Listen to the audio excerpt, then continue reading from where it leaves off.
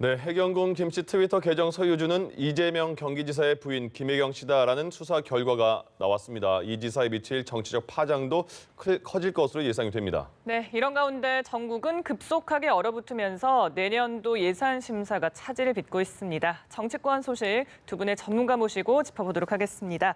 차재원 부산가톨릭대 초빙 교수, 최영두 경남대 초빙 교수 자리하셨습니다. 어서 오세요. 네, 안녕하세요. 예, 6.13 지방선거 당시에 굉장히 논란이 됐던 그런 내용인데 오늘 경찰이 수사 결과를 발표한 거잖아요. 이제 검찰로 넘어가고 그리고 재판까지 이어질 수 있는 상황이라서 좀 조심스럽겠지만 이번 경찰 수사 결과 이재명 지사 쪽은 강하게 반발하고 있는데 어떻게 보셨습니까? 굉장히 놀라운 반전인데요. 사실은 뭐 과연 그렇게 했을까? 저도 개인적으로 그렇게까지 해경궁 홍씨라는 그 계정으로 이재명 지사의 부인이 문재인 당시 대통령 경선 당시에 문재인 진영이라든가 또는 또 경기지사 후보 경선 중에 또 전해철 어원이라든가 이 진영을 해서 쏟아낸 말을 보면은요, 그건 뭐 굉장한 말이거든요. 예. 그 굉장히 험한 말이고 굉장히 그 가시놓친 말이고 적대적인 언사였는데 과연 그랬을까 싶었는데 경찰이 지금 이렇게까지 한 걸 보면은 여러 가지 정황이 도저히 이게 같은 사람이 아니면은 이렇게 할 수가 없을. 근데 카카오톡에 어떤 사진이 오르면 그게 트위터에 해경궁 씨의 트위터에 오르고 하는 그렇게 해서 이제 했다는 것인데 네. 당연히 야 3당에서는 일제히 이 이재명 지사의 문제에 대해서 이제 포문을 열었고 민주당 입장에서는 조심스러운 입장인데 저는 오히려 한편으로 이것이 우리나라의 우리 정치에 소셜 미디어를 이용한 굉장히 난폭하고 상당히 좀 무책임한 그런 일들이 좀 많았습니다. 예. 지금 그 일각이라 보여지고, 근데 지금 지난 대선 과정에서 또는 최근에 그 선거 과정에서 있었던 근데 뭐 킹크랩 사건이라든가 이런 문제도 지금 이게 이렇게 되면은 자꾸 사건이 반전으로 이어지지 않습니까? 네. 처음에 아닌 듯 했다가 다시 이게 해경궁 씨가 정말 이 지사 부인이다 이렇게 드러나기도 하고 이런 반전으로 볼 때 참 이 정치 이게 소셜 미디어를 가지고서 정치적 공작을 했던 사람들이 앞으로 엄청난 후과를 받겠구나라는 이런 어떤 교훈적 사건 같습니다. 예, 차 교수님이 이게 네. 그 경찰이 스모킹 건이다 이렇게 말한 게 카카오 스토리에 김혜경 씨가 사진을 올리면 그게 10분 있다가 뭐 이재명 지사 트위터에 올라가고 또 그 김혜경 씨 트위터에 이렇게 올라간 시간차가 너무 비슷하니까 이거는 뭐 한 사람 게 아니라 이렇게 말을 한 거잖아요. 이재명 지사는 이 스모킹 건이 허접하다라는 표현까지 썼는데 어떻게 봐야 될까요? 뭐 사실 방금 말씀하신 그 의혹 같은 경우는 당시 지금 이 트위터 계정에 논란이 됐을 때부터 사실 일부 네티즌들이 제 문제를 제기했던 부분이거든요. 예. 그 부분에 대해서는 지금 뭐 이재명 지사 측에서는 사실 지금 이 문제가 된 이 계정을 가지고 당시 성남시장실에서 만들어서 여러 사람이 비밀번호를 공유를 했기 때문에 그러니까 이재명 지사의 부인이 한 것이 아니라 어떤 사람이 그 비밀번호를 미리 알고 들어와서 했을 가능성이 있다고 지금 이야기하는 거거든요. 그러니까 주소 하나의 계정으로 그렇죠. 여러 사람이 썼다. 있었다는 예. 것이죠. 그렇기 때문에 그래서 지금 이 스모킹 자체가 좀 허접하다. 그리고 지금 경찰이 수사를 하는 것이 아니라 정치를 하고 있다고 지금 강하게 지금 비판을 하고 있는 것이죠. 예. 이재명 지사 입장에서 보면 지금 말 그대로 설상가상 엎친 데 덮친 게 아니겠습니까? 그 앞서 이 자신과 관련된 의혹 중에서 친형 강제 입원 검사 사칭 또 이 선거 때 물론 성남시장 선거 때이긴 합니다만은 이 지금 그 개발 공약과 관련된 여러 가지 효과들에 대한 그 이야기했던 부분들이 지금 뭐 직권 남용과 허위 사실 공표 때문에 지금 문제가 되고 있는 거지만 예. 사실은 지금 부인과 관련된 의혹 자체가 정치적으로 오히려 더 큰 치명타가 될 수가 있다는 거죠. 왜 그러냐? 지금 그 문제가 논란이 되고 있는 이 트위터 계정에서 누구를 직접적으로 비난을 했냐면 노무현 전 대통령과 그렇습니다. 예. 문재인 대통령의 전현직 대통령에 대해서 강한 비난, 그 차원을 넘어서 상당히 좀 악의적인 비난, 뭐 네. 일각에서는 패륜적인 표현이라는 이야기까지 쓰고 있는데 그렇다고 한다면 지금 이재명 지사는 지금 자기 여권 그 대선 주자 중에 한 명이잖아요. 그리고 예. 또 여권에 지금 정치적 뿌리를 갖고 있다는 것이죠. 그렇다고 한다면 만에 하나 이것이 진짜 경찰의 기소 의견처럼 이재명 지사의 부인의 것으로 만약에 판명이 된다고 한다면 자신이 그동안 이야기했던 부분에 상당한 정치적 신뢰에 타격이 되는 것이고 무엇보다도 여권의 지지층들로부터 강한 공분을 사고 있던 이 부분에 대해서 어떻게 보면 정치적 기반이 완전히 허물어지는 예. 그런 상황이 될 수밖에 없다는 것이죠. 그렇기 때문에 앞서 제가 이야기한 것처럼 이재명 지사는 상당히 정치적으로 이거 지금 잘못된 수사다라는 식으로 강하게 이야기할 수밖에 없다는 것이죠. 그런데 네. 사실 이재명 지사 쪽에서 할 수 있는 이야기 중에 하나는 이 지금 문제가 되는 트위터라는 것이 이 서버가 지금 미국에 있잖아요. 우리나라 사법 당국이 그 직접적인 로그인 기록은 확보를 못했다는 거기서 거죠. 안 주니까요. 소위 예. 말하는 다 정황증거라는 것이기 때문에 네. 아마도 제 생각에 기소가 된다고 한다면 법정에서 아주 진짜 치열한 예. 그 법정 공방이 이루어질 것 같습니다. 그렇군요. 네. 말씀처럼 정치적 치명타가 될 수 있는 부분이기 때문에 앞으로 재판 결과를 지켜봐야겠습니다만 어쨌든 뭐 유력한 대선 주자였고 이번에 부인이 특정됐다는 사실만으로도 정치적 타격을 좀 피할 수 없을 것 엄청나게 같습니다. 큰 타격이 줬고 조금 전에 차 교수님도 말씀하셨지만 우선에 여권의 뿌리를 가진 정치인으로서 그 문재인 대통령 그리고 노무현 전 대통령 그리고 지난번에 같이 이 경기지사로 경선을 벌였던 전해철 의원을 그 공격한 수위를 보면요 정말 천박하기도 하고 굉장히 난폭하고 정말 표현적입니다. 사실이라면 네, 그렇다는 네, 거죠. 만약 예. 사실이라면 그게 굉장히 타격이 클 테고요. 또 하나 저는 또 강조해주고 싶은 것은 지금 이 뭐 이재명 이 해경궁 홍씨 사건뿐 아니라 소셜 미디어를 통한 이런 정치적인 어떤 공작이라고 할 수 있는 또 정치적인 이게 이제 해경궁 홍씨 사건으로 그것이 진실의 윤곽이 어느 식으로든 가닥이 잡힐 텐데. 네. 지금 뭐 킹크랩 사건도 있었고 뭐 경인선 뭐 이런 여러 가지 그동안 대선 과정에서 드러난 사건들이 많았지 않습니까? 그 과정에서 보면은 이게 그 여론을 확산해 나가고 새를 몰아 나가고 하는 이런 과정이 이제 쭉 그 문제가 됐던 거거든요.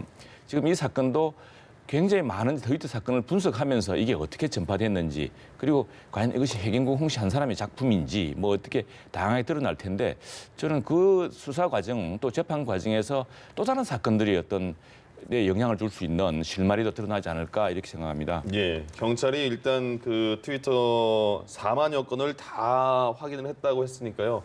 이제 검찰로 넘겼으니까 어떤 조사가 또 이루어지는지 지켜봐야겠습니다. 네. 그리고 자유한국당은 참 이거는 굉장히 확인을 안 한 그 2시간 만에 번복한 이거는 어떻게 봐야 될지 모르겠는데 잠깐 알려드리면 김상곤 전 부총리의 딸이 지금 한창 논란이 되고 있는 숙명여고 전 교무부장이 담임이었다 고등학교 때. 그리고 치의대를 갔다. 이렇게 자유한국당에서 바로 말해버렸습니다. 이 SNS에서 엄청나게 확산이 되고 있다. 근데 사실처럼 말했는데 한 2시간 있다가 확인해 보니까 아니라네요. 이렇게 말한 거잖아요. 이건 너무 잘못된 거 아닙니까? 그 재빨리 아니라고 한 것 자체는 잘한 것 같고요. 근데 이 사실 자유한국당은 어떻게 보자면 이 소셜 미디어에 컴플렉스가 있습니다. 네. 대통령 선거라든 여러 선거에서 항상 민주당 진영의 그 파워에 항상 눌려왔기 때문에 그래서 어떤 그런 조급증 같은 게 있는 것 같은데 네. 신속하게 뭘 버텨야 되고 하는 이런 게 있는 것 같은데 근데 이제 이런 말을 명심해야 될 것 같습니다. 홍수에 마실 물이 없다고 정말 이 야당이나 또 정말 그 이 소셜 미디어의 문제점 그리고 이런 정부의 잘못을 비판하려고 하는 사람이라면은 정말 정확하고 진짜 마실 물을 예, 홍수에 네트워크 이 시스템에 소셜 미디어에 이 난무하는 여러 설과 뉴스에 대해서 뭐 홍수 아닙니까 홍수 네. 마실 물이 참 적다 그러거든요.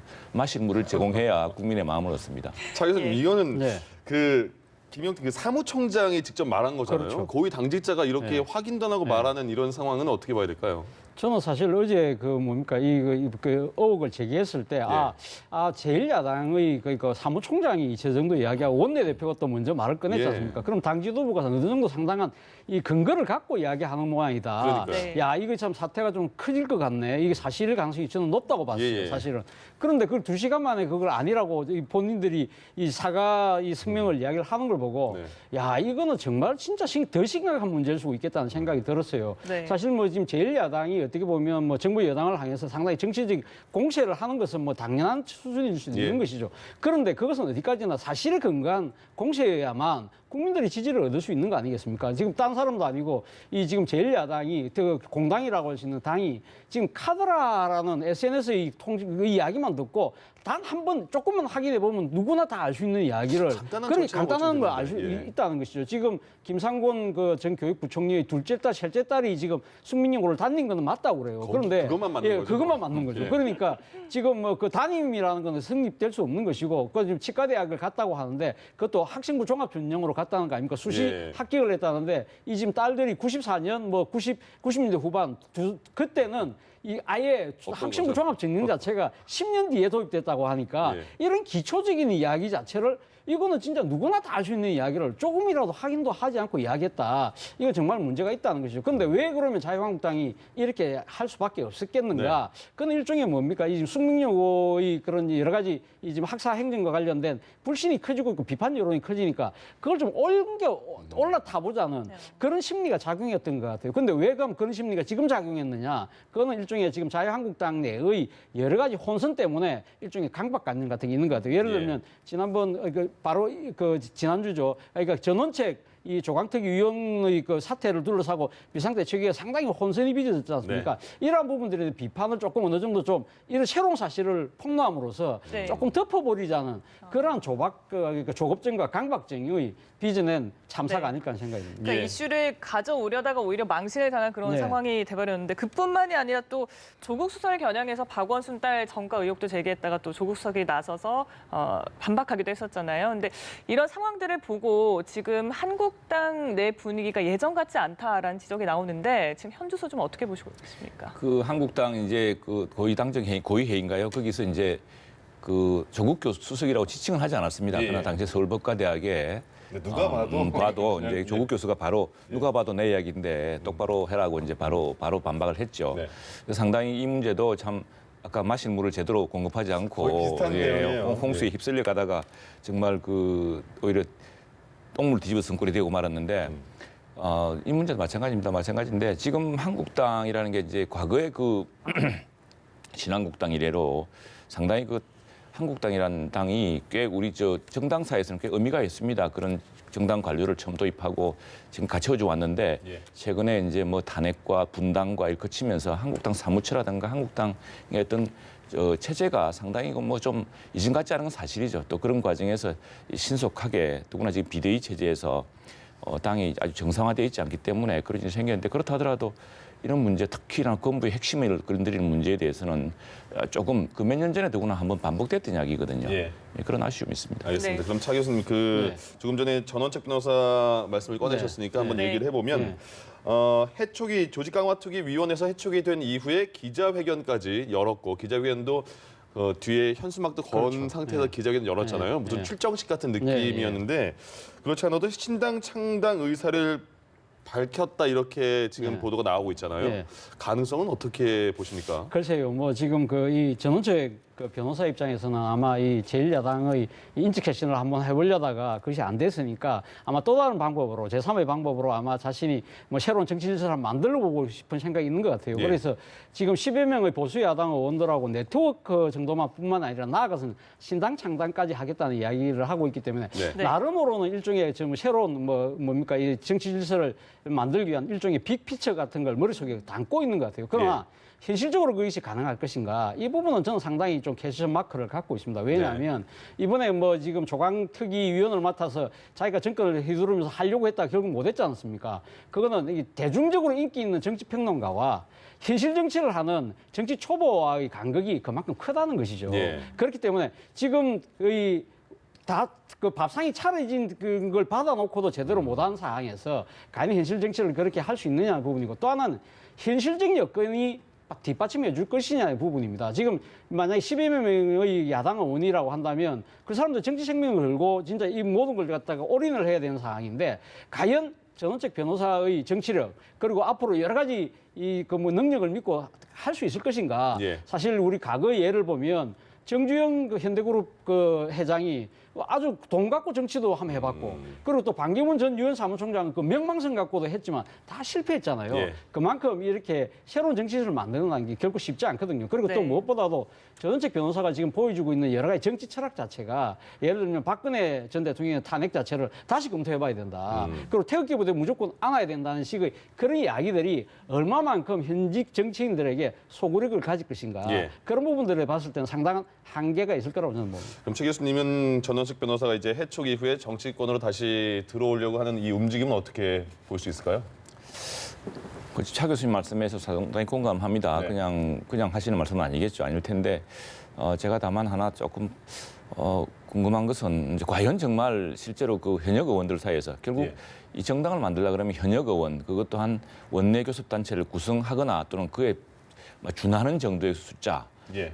와 이 좀 이야기가 있어야지만 가능한 이야기인데 과연 본인은 그럴까? 한 10명 정도는 얘기하고 있다 이렇게 말해서. 과연 그럴까? 물론 이제 여러 가지 그런 뭐 교감이 할 수 있겠죠. 있겠는데 저는 그러나 지금 김병준 비대위원장도 그렇고 그 전원책 그 변호사님도 그렇고 조직 문제는 사실 이게 쉽지 않거든요. 조직은 큰 새가 모이거나 네. 또는 그동안 오랫동안 축적된 뭐 조직이 있거나 이게 가능한 일인데 오히려 이분들이 강한 것은 큰 이슈 파이팅입니다. 큰 어젠다를 던지고 지금 정부가 뭘 하고 있기 때문에 이건 이렇게 바뀌어야 된다든가 사람들이 이제 그런 걸 답답해하고 있거든요. 예. 그런 네.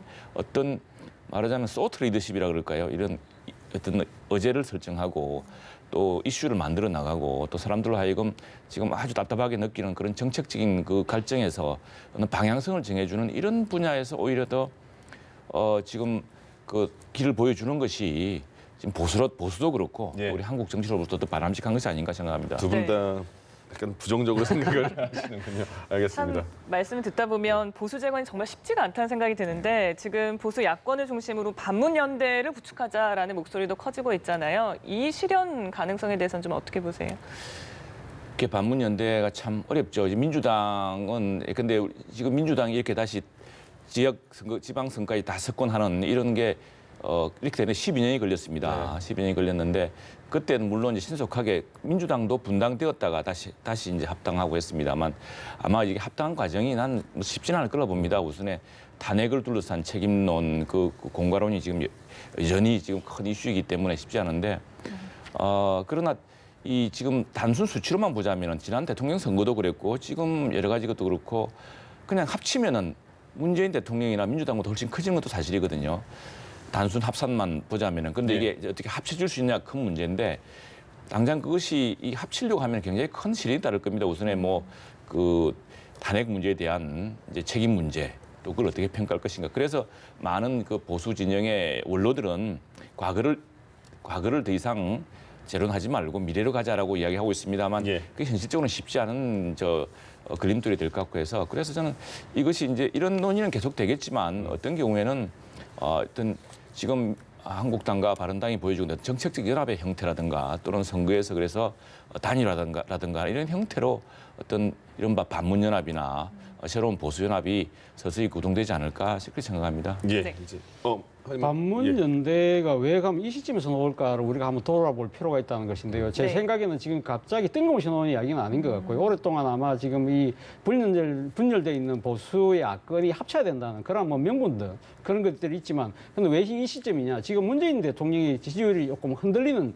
측면이 있잖아요. 그런 측면에서 지금이 찬스라는 생각을 하고 있는 것 같고 또 하나는 보수 대통합을 하는 데 있어서 이 무슨 연결고리가 있어야 되는데 이 공통의 고리를 찾기가 쉽지 않다는 것이죠. 그것이 바로 이제 소위 말하는 반문재인이라는 그걸로 하나로 통합될 수 있다는 것이고 또 하나는 프레이밍이죠. 프레임은 뭐냐? 지금 뭐 문재인 정부가 지금 하고 있는 경제성장 정책, 소위 말하는 그러니까 소득주도 성장 정책이 상당히 좌파적인 그런 성격을 띠고 있다. 그렇기 때문에 우리가 저건 저지해야 된다. 그런 일종의 프레임을 씌울 수 있기 때문에 그런 생각이 드는 것이고 또 하나는 제가 생각할 이 지금 반문연대를 아무래도 지금 막 그 많은 쪽이 크게 목소리가 나오는 쪽이 자유한국당이거든요. 네. 자유한국당은 그러니까 이 반문재인이라는 타깃을 만듦으로써 소위 말해 외부의 적을 하나 만드는 것이죠. 그럼으로써 당내의 지금 개파간 갈등이 다시 좀 불거지는 상황에서 일종의 그 외부의 적에 이렇게 겨냥을 함으로써 내부의 갈등을 봉합시키는 그러한 역할도 지금 그 생각을 하고 있는 것 같아요. 그런데 이때까지 우리나라에 있어서 이 특정인을 반대하는 그런 연대나 연합이 성공한 사실이 전혀 없어요. 그리고 사실은 연대라는 것은 가치와 명분, 비전과 정책을 추구해서 해야 되는데 특정인을 반대하는 모임 그 자체가 과연 얼마만큼 국민적 지지를 받을 수 있을 것인가. 그 부분에서는 아마 반문연대를 추진하는 분들도 아마 고민이 깊을 겁니다. 예, 네. 오세훈 전 시장도 반문연대에 공감을 한다 이런 의사도 내비쳤잖아요. 어떻게 이어질지는 한번 지켜보겠습니다. 그리고 예산 전국으로 가겠습니다. 예산 전국 국회가 계속 멈추고 있는 그런 상황인데요. 우상호 의원이 어제 라디오에서 이렇게 말을 했어요. 왜 국회가 공회전하고 있냐 했더니 자유한국당과 바른미래당 측이 본인들의 체면 때문에 조명래 환경부 장관을 낙마시켜야 하는데 그러지 못했다. 그래서 목리를 부리는 거다. 이런 식으로 말을 했거든요. 그런 판단에 대해서 어떻게 보십니까? 실제로 문제가 있습니다. 그 문제가 뭐냐면은 국회 인사청문회 도입 제도의 취지 또 특히 문재인 정부가 출범하면서 내비치던 원칙 문제에 대해서 국회의 의견을 존중해 줘야 되는데 국회가 굳이 반대하는데도 그걸 강행을 했거든요. 이 강행 사례가 반복되고 있습니다. 예. 그리고 또 하나 지금 그뿐 아니라 공공기관 채용 비리, 특히 서울 이제 뭐 철도공사, 도시공사, 도시철도, 교통공사 문제 있지 않습니까? 야당이 계속 말하는 이 거죠. 지금 사실은 그게 이제 야당 입장에서, 한국당 입장에서는 지금 고용 세습이라든가 또는 그 비정규직의 정규직화 이런 과정에서 민주노총과 특정한 세력만 이득을 보고 실제로 많은 청년들의 꿈을 짓밟고 있다고 하는 그런 이제 강력한 문제의식을 갖고 있거든요. 예. 이 문제에 대해서 국정조사를 하자고 하는데 지금 사실 그 감사원의 감사를 청했던 서울시도 그렇고 여당도 그렇고 이 국정조사는 미온적입니다. 그래서 이 문제를 실시하자는 것이 이제 야당의 입장이고 한국당의 예. 입장이고 지금 일파들이지. 그래서 단순히 이제 그 장관 문제 하나만이 아니고요. 또 하나의 문제는 이제 예산 소위가 있습니다. 예산 소위. 예산 예결위원회가 많거든요. 예. 그런데 마지막에 개수 조정하려고 그러면 예산 소위에 지금까지는 15명이 했습니다. 인원 배정 때문에 예, 또, 인원 배정입니다. 근데 인원 배정이 단순히 한 명의 인심수급 이런 게 문제가 아니고 여야의 구도를 바꾸는 문제입니다. 그러니까 지금 여당의 입장은 16명으로 만들어서 여당의 좀 우호적인 저 소수 정당, 원외적 교수 단체가 아닌 정당을 끌어들여서 예.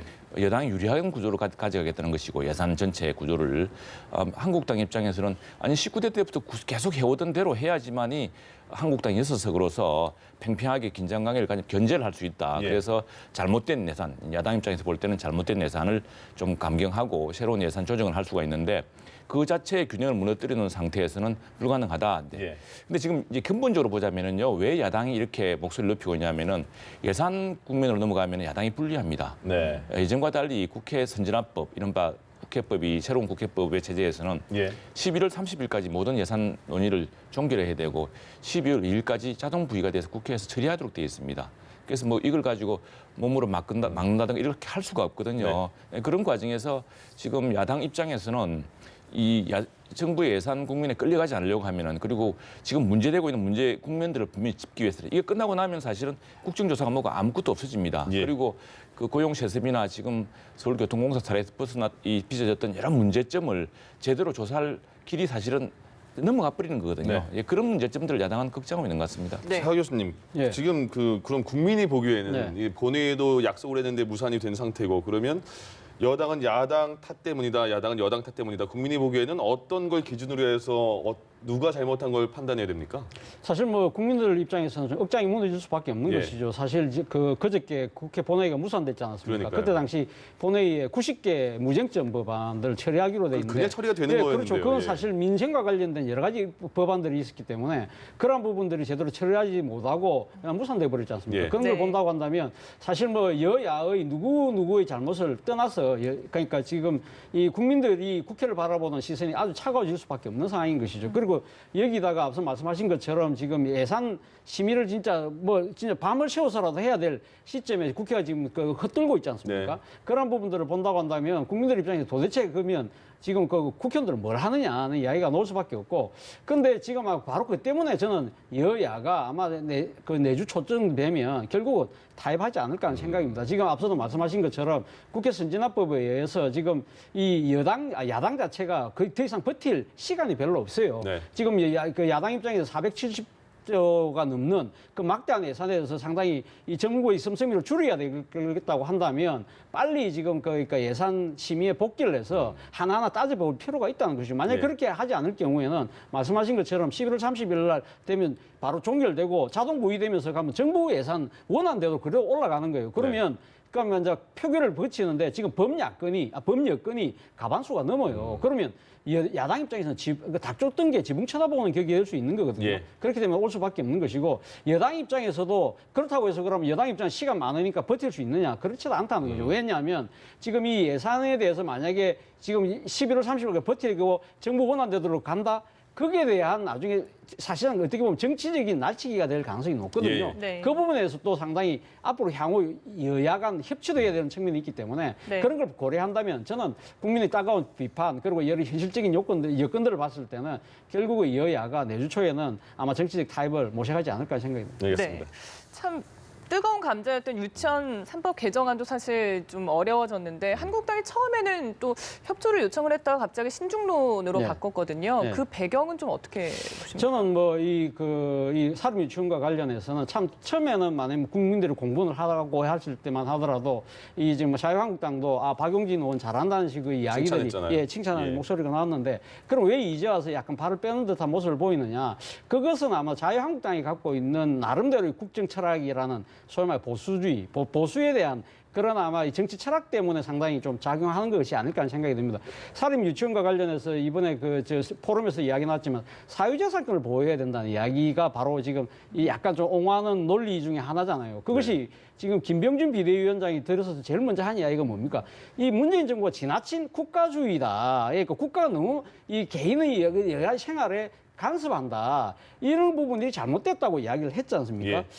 그렇기 때문에 지금 자유한국당 입장에서는 시장 경제를 확립하는 차원에서라도 사실 어떻게 과도한 국가주의는 그러니까 베끼게 된다는 이야기고 또 두 번째는 앞서도 제가 말씀드렸습니다만은 지금 문재인 정부의 소득주도 성장 자체가 상당히 좌파적인 색채가 띄고 있다. 그렇다고 한다면 사립 유치원 부분도 국가가 지나치게 개입함으로써 봐라 이 상당히 좀 좌파적인 정책을 갖고 있는 것이 아니냐 하는 식으로 지금 몰아치기 할 수 있다는 거죠. 그래서 세 번째는 그리고 지금은 냉정하게 생각했을 때, 지금 우리 지역 사회에서 사립 유치원이 가지고 있는 이 표의 영향력이 상당히 크다는 것이죠. 그런 부분들을 무시 못 한다는 것이죠. 그런데 문제는 지금 이 사립 유치원 비리에 대해서 많은 국민들이 공분하고 있다는 거예요. 그리고 또 하나는 지금 이 자유한국당이 출산주도 성장을 이야기했잖아요. 네.